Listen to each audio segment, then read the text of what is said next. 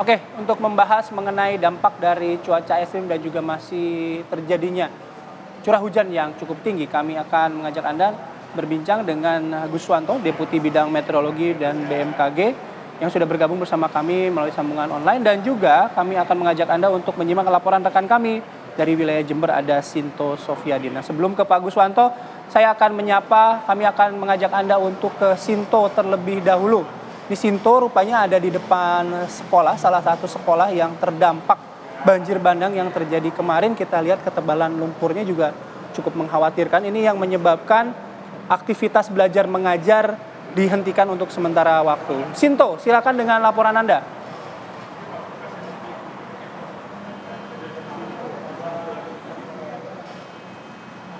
Halo Sinto. Sinto? Oke. Sembari kita Oke, ini. menunggu laporan langsung dari Sinto, kita coba langsung ke Pak Guswanto ya. Pak Guswanto, ini kalau kita melihat beberapa daerah, Pak Guswanto, ini kan memang ada cuaca ekstrim ya Pak ya, yang kemudian ini berdampak terhadap banjir di sejumlah wilayah. Nah ini apa yang bisa disampaikan Pak mengenai hal ini? Baik, yang bisa kami sampaikan dalam hal ini terkait banjir di beberapa wilayah.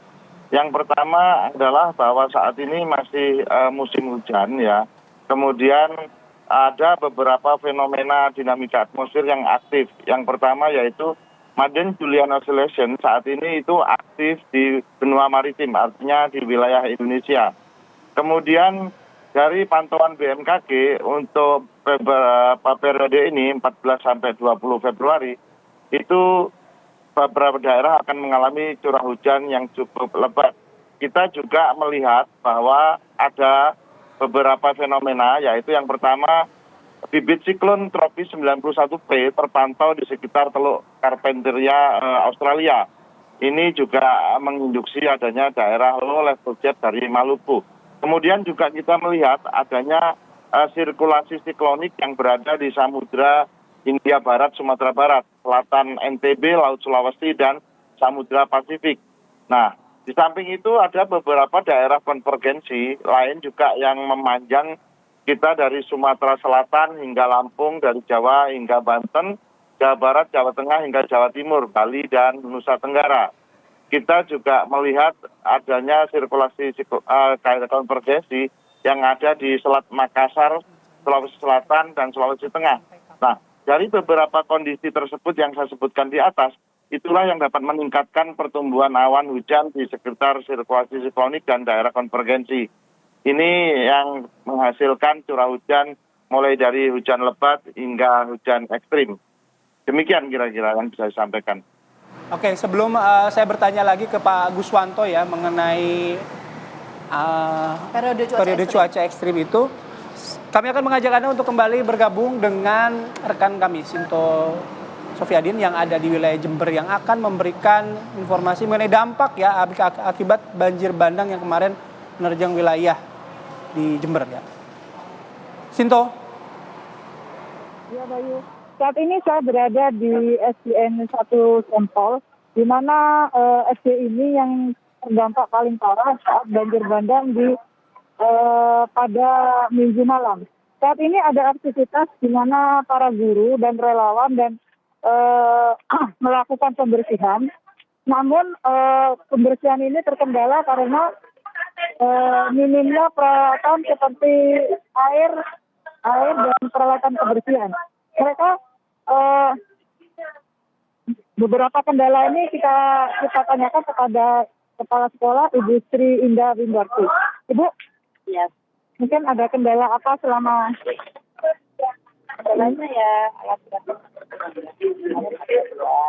Ada satu masih di sekolah yang sebelah utara, ada dua sekolah selanjutnya, satu sekolah juga lokasinya ada dua.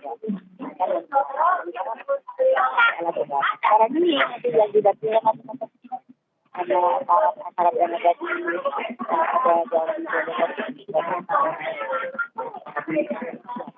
kemarin juga dari sudah terlibat. Ibu harapannya apa ini Bu? Ini kan sudah 3 kali ya? Iya, sudah 3 kali dari 2020 dan tidak terjadi lagi 2023. harapan saya itu mau ke tempat yang lebih aman dan karena sudah 3 kali sudah dirasakan saya banjir bandang ini. Terus kan sudah 3 kali, artinya terhambat Bu, untuk anak-anak belajar mengajar ini. Ya, ada solusi juga untuk anak-anak belajar itu. Nanti mungkin saya cari lokasi lain, yaitu rencananya di Koramil, kan dekat di kabupaten saya ini Koramil, juga di kantor desa dipergunakan, juga di Kapolsek, insya Allah juga di masjid yang ada di wilayah. Ada berapa sih Bu siswa di SDN Sempol ini? Siswa saya itu ada 228 ya. 228. Ibu, ini kan sudah hari ketiga, namun masih seperti ini. Gimana Bu? Ya ini saya sudah aparat yang ada di sini ya, sama saya di Tentin. Sudah diusahakan alat berat lagi didapatkan ke sini. Oleh 1, ada 2. Terima kasih ya Ibu Sri. Semoga segera direlokasi ke tempat yang lebih baik. Terima kasih Pak. Demikian tadi keluhan dan harapan dari Kepala Sekolah SDN Sempol 1, yaitu Bu Sri Indah Windarti. Seperti itu. Dari Jember, Jawa Timur, dari Bondowoso, Jawa Timur, Sinto Safadin mengabarkan. Oke, itu tadi rekan kami ya, ada Sinto mengabarkan di salah satu SD yang terdampak banjir bandang, dan saat ini baik pihak sekolah maupun otoritas terkait sedang berupaya membersihkan kembali. Saya mau ke Sinto ya, tanya lagi ya. Sinto. Halo, Sinto. Iya. Ya. Ya, Sinto, Anda menyampaikan bahwa banjir bandang ini sudah kali ketiga ya yang terjadi di wilayah tersebut. Nah, apakah yang kali ini menjadi yang paling parah atau sebelumnya sudah ada yang lebih parah dari banjir bandang kali ini? Ya, pertama itu di tahun 2020 itu ketinggian hanya 0,5 meter kalau di sekolahan ini. Namun di tahun 2002 itu malah ketinggian 2 meter di sekolah ini. Dan hari ini ketinggian lumpur hingga 1 meter. Nah, warga berharap pemerintah Kabupaten Bondowoso segera menyediakan atau ada tempat relokasi agar mereka tidak menjadi langganan banjir bandang seperti itu.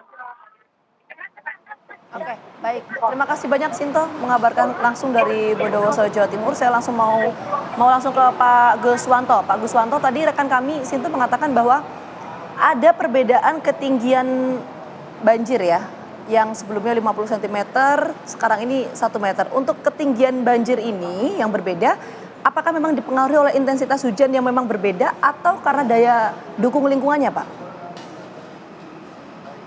Jadi kalau kita lihat dari fenomena kejadiannya, sebenarnya kan kalau banjir bandang itu kan datang secara tiba-tiba ya, debit air yang besar yang disebabkan mungkin terbendungnya suatu aliran sungai pada sebuah sungai.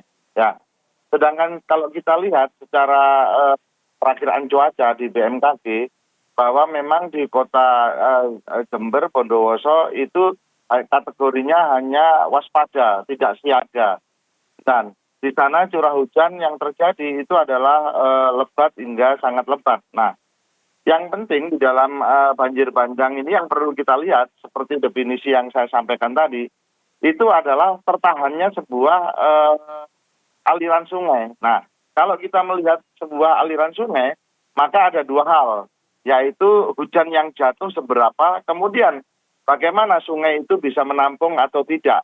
Nah, 2 kondisi inilah yang sangat menentukan untuk terjadinya banjir bandang. Nah, kalau kita lihat di Jember ini longsor itu hulu sungai ya, terjadi longsor dulu di hulu sungainya. Nah, dari longsor itu menutupin aliran sungainya sehingga terjadilah banjir bandang. Kira-kira demikian kita. Oke. Pak Guswanto, nanti kita masih ada beberapa hal yang akan kami diskusikan, tapi kami jeda terlebih dahulu ya Pak ya. Kami akan kembali sesaat lagi.